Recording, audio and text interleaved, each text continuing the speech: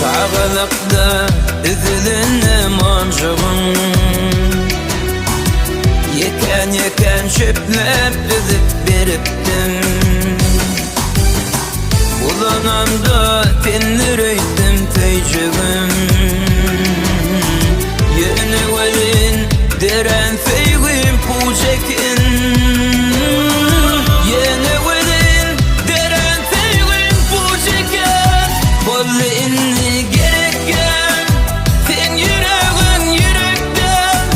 Baktı yenim falgı bekin, yok günahkar benekten. Bolli inni gerekken sen yüreğin yürekten.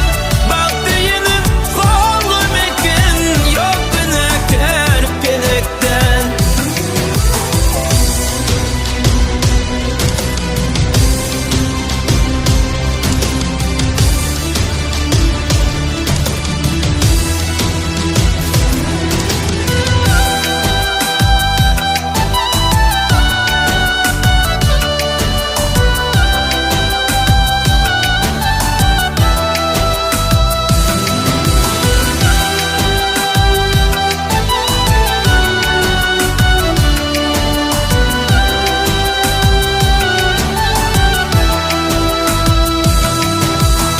Kıyır dünyanı terpa ettin kim için?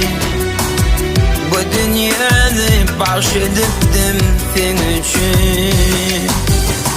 Mertebemi debeledin nem için? Sana veren duygularım ağladı.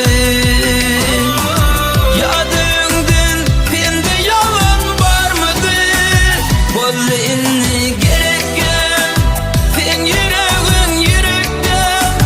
Baktı yenim falgı bekin, yok günahkar benekten. Bolli inni gerekken sen yüreğin yürekten. Baktı yenim falgı bekin, yok günahkar benekten.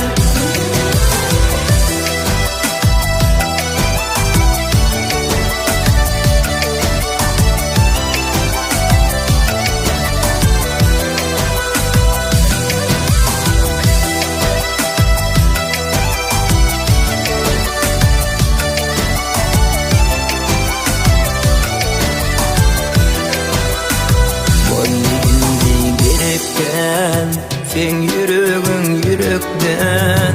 Baktı yenin falgı bekin, yok günahkar